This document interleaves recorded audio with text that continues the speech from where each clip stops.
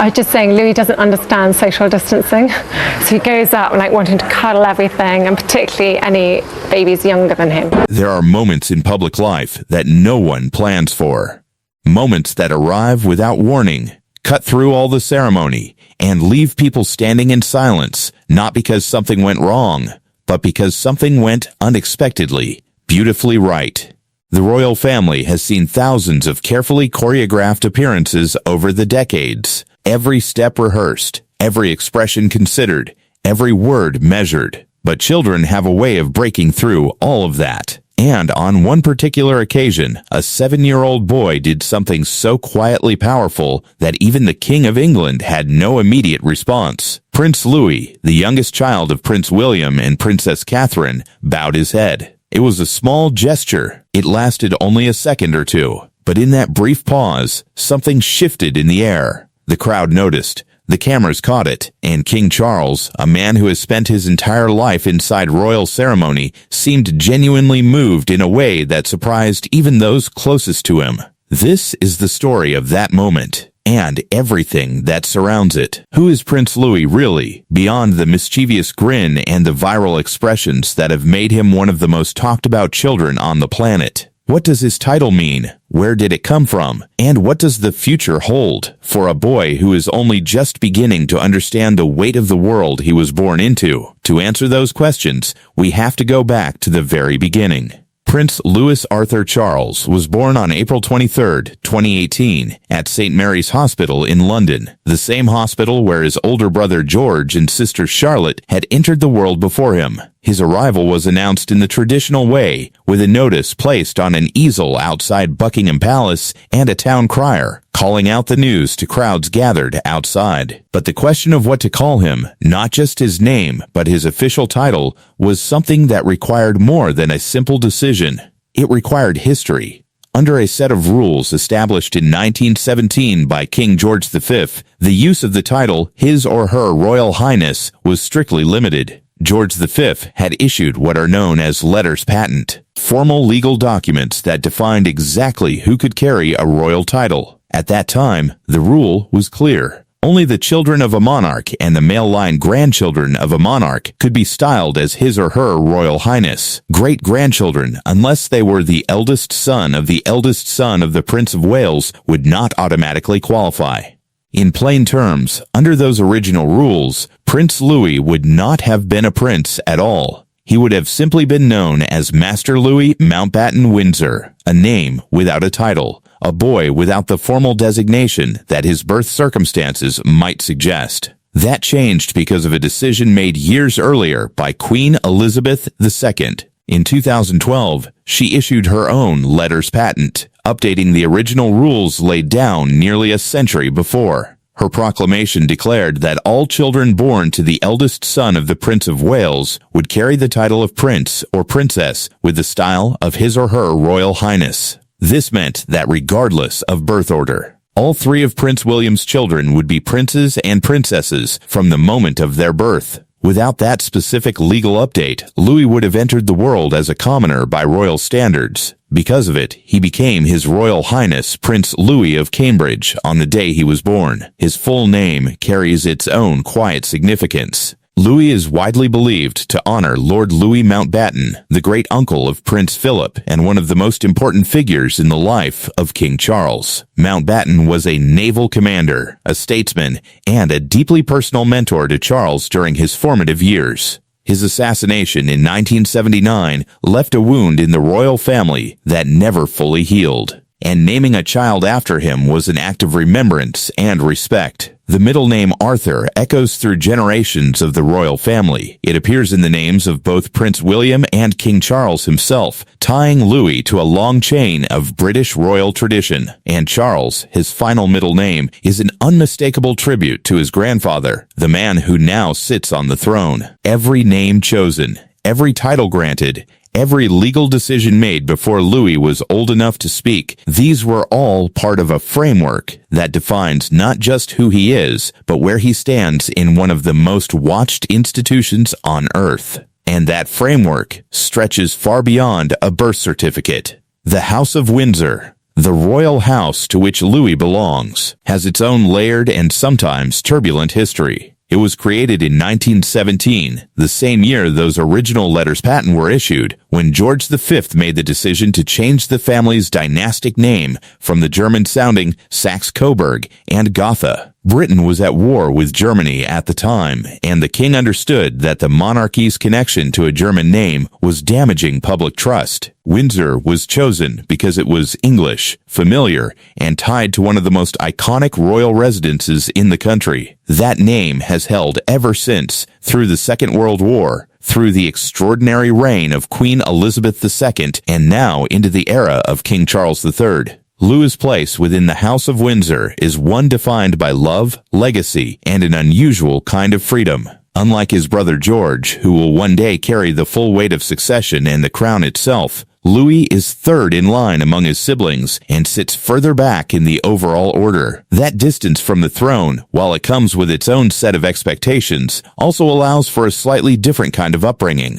He is being raised with an awareness of his royal identity, but without the specific and relentless preparation for kingship that George must navigate every single day. Through his father William, Louis is directly connected to the line of succession in the most immediate way. William is the Prince of Wales, heir to the throne, the man who will one day be king. Through his mother, Catherine, now the Princess of Wales, Louis is connected to something different but equally meaningful. Catherine came from a family without titles or aristocratic heritage. Her parents, Michael and Carol Middleton, built their lives through hard work and ran a successful party supplies business. Her upbringing was grounded, warm, and ordinary in the best possible sense of that word. The values she grew up with, the importance of family, the willingness to show affection openly, the belief that children should be allowed to be children, all of that has traveled with her into the palace and shaped how she and William are raising their 3 children. And then there is Diana. Princess Diana, who died in 1997 when William was just 15 years old, left a mark on him that has never faded. She was unlike any royal mother who had come before her. She held her boys close, spoke to them at eye level, took them into communities that were struggling, and made sure they understood that the world was bigger and more complicated than the palace walls suggested. William absorbed all of that. He saw the contrast between his mother's open warmth and the more distant traditions of royal parenting that had shaped generations before her. And somewhere in the space between those two worlds, he has tried to build something new for his own children. Louis has grown up in a household that is structured, but warm, disciplined, but emotionally open. William and Catherine have spoken publicly about the importance of mental health conversations in their home, about the value of letting children express what they feel rather than burying it beneath expectation. Those who know the family describe a home where dinner is eaten together, where school runs are done by parents rather than aides, and where the extraordinary reality of royal life is balanced against the very ordinary rhythms of childhood. It is that balance that made what happened during the public appearance so striking, because Louis bowing his head was not something a child does by accident. It was not a rehearsed moment that went according to plan. It was something else entirely. It was a flash of genuine understanding from a boy who has been paying more attention than anyone realized. Those who were present described the scene in similar ways. The event was formal, the kind of occasion where every detail has been considered in advance, where royal aides have walked through timings and positions, where the weight of ceremony hangs in the air before anyone has even arrived. Louis was there with his family. He was dressed appropriately, standing in his place, and by all appearances doing what was expected of him. And then something happened that required a response, a moment of acknowledgement, of respect. And without being prompted, without a nudge from a parent or a whispered instruction from someone nearby, Louis bowed his head. The people around him noticed immediately. There was a pause, one of those rare pauses that is not filled with awkwardness, but with something closer to recognition. King Charles, who was nearby, turned toward his youngest grandson, and for a moment, the king, a man who has attended thousands of such events, who has navigated the most formal and scrutinized ceremonies on the planet, seemed to have no immediate words. Those who watched say his expression shifted, something softened. Something that looked very much like pride moved across his face. To understand why that moment carried so much weight, you have to understand something about King Charles and about the particular relationship between grandparents and grandchildren in a family like this one. Charles has spoken in interviews about the joy he takes in being a grandfather. It is a role that seems to suit him in ways that even his admirers might not have expected. He is said to be playful with the children, patient, and engaged in ways that stand in contrast to his own experience of a more distant royal upbringing. His own childhood, shaped by the rigid expectations of the mid-20th century monarchy, was not always easy. He has described feeling lonely, emotionally isolated, and under constant pressure. The emotional warmth that he felt was often absent in his formal dealings with those around him.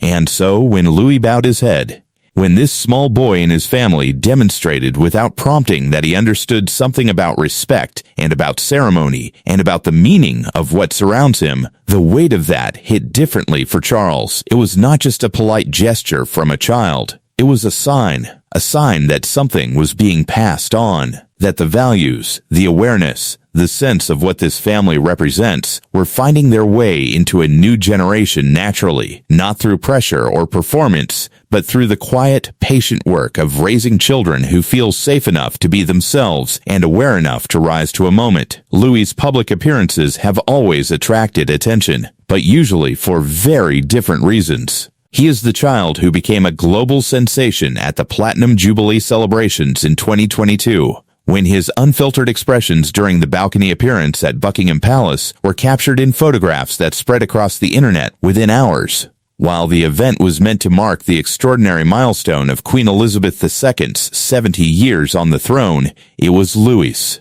Covering his ears against the noise, pulling faces, wriggling in his seat, and looking at the crowd with wide, curious eyes, who dominated the conversation on social media. The images became memes. They became symbols of something people found irresistible. The idea that even inside the most formal institution in Britain, a child is still just a child.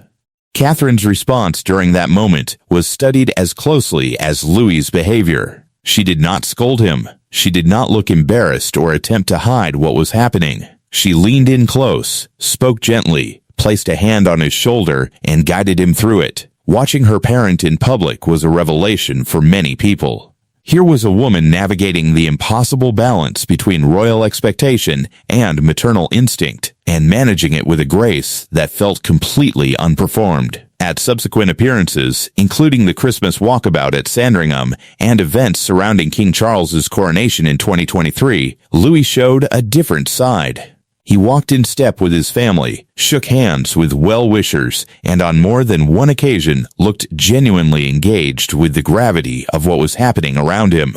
The mischief was still there in flashes, the spark in his eyes, the small movements that betrayed a boy full of energy trying to hold himself together for the camera. But there was also something else developing, a growing awareness, a sense that he understood, at least in part, what these moments meant. The bow, then, was not entirely surprising to those who had been watching closely. It was the next visible step in the development of a child who is learning, in real time and under public scrutiny, how to carry something much larger than himself. What that something larger might look like in the years ahead is a question that connects Louis to a web of royal tradition and forward planning. One title that has been discussed in connection with his future is the Duke of Edinburgh. The history of that title stretches back to 1726, when King George I granted it to his grandson. Since then, it has been awarded only a handful of times, each occasion chosen carefully and meaningfully. The version of the title that most people know belongs to Prince Philip, who received it upon his marriage to Princess Elizabeth in 1947 and held it until his death in April 2021 at the age of 99. Philip transformed the title into something that carried genuine public weight. The Duke of Edinburgh's award, which he established in 1956, became one of the most significant youth development programs in the world. Young people across more than 140 countries have participated in it, completing challenges in physical activity, community service, skill development, and expeditions. The program has given structure and purpose to millions of lives, and it remains active and growing decades after Philip first proposed it. He also championed environmental causes, supported scientific research, and brought a kind of rigorous, unsentimental energy to royal public life that was wholly his own. When he died, the question of what would happen to the title was deeply felt. King Charles made his decision on March 10, 2023, granting the Duke of Edinburgh title to his youngest brother, Prince Edward, on Edward's 59th birthday. It was a choice that honored both Philip's memory and a promise made by the late Queen Elizabeth II, who had long intended Edward to receive the title. Edward and his wife Sophie had spent years quietly taking on many of Philip's charitable and public roles, and the granting of the title acknowledged that commitment formally. However, unlike previous holders, the title under Edward's arrangement will not pass automatically to his son James upon his death. When Edward is gone, the title reverts to the crown, where it can be reassigned at the discretion of the reigning monarch. That is where Louis's name enters the conversation. When the time eventually comes, a future king, likely George III by that point, could choose to grant the Duke of Edinburgh title to his younger brother. It would be fitting on multiple levels. Louis carries the name Louis as a tribute to Mountbatten, who was central to Philip's own story. The Edinburgh title given to a younger royal who needs to carve out a meaningful public role without the direct burden of succession would serve a similar purpose for Louis as it did for Philip. It would give him a platform, a framework, and a legacy to build upon. Nothing is decided. Royal titles are granted at the discretion of the monarch, shaped by the needs of the family and the institution at the time. But the possibility is there, written into the structure of royal tradition and into the particular circumstances of Louis's life. There are other possibilities too. The Duke of York title, traditionally associated with the second son of a monarch, has a complicated present in the form of Prince Andrew, whose public life has been marked by serious controversy. Whether that title will ever be reissued remains uncertain, and it is generally considered unlikely to be assigned to Louis, who occupies a different position in the family altogether. A new dukedom, created specifically for him when the time comes, is perhaps the most flexible option available. The British monarchy has created new titles before when the circumstances called for it, and Louis's future role will depend significantly on how the institution evolves in the coming decades. King Charles has spoken openly about his vision of a more streamlined monarchy, one with fewer working royals, a smaller public-facing core, and a clearer sense of purpose. That shift is already visible. Some titles have been quietly set aside. Some roles have been consolidated. The monarchy of Louis's adulthood will almost certainly look different from the one he is growing up in today, whether he will be a working royal in the traditional sense, carrying out official engagements, and representing the crown at home and abroad, or whether he will live a more private life with a defined but quieter role, is something only time and the decisions of future monarchs will determine. What seems clear is that Louis will not be left without purpose. He comes from a family that takes the idea of service seriously, that believes in the responsibility that comes with privilege, and that has spent the past generation actively working to ensure its children understand the world they are entering. He will be given the tools to build something meaningful. What he builds will be his own. The children of Prince William and Princess Catherine have each emerged with distinctive public personalities, despite being raised in the same household by the same parents. George, the eldest, carries himself with a quiet seriousness that suggests he has already begun to grasp something of what his future holds. He is thoughtful, measured, and tends to observe before he reacts. Charlotte, the middle child, is confident in a way that often takes people by surprise. She moves through royal events with a self-possession that seems to come entirely naturally, not learned or rehearsed, but simply part of who she is. She is warm with the public, but also clearly comfortable holding her own space.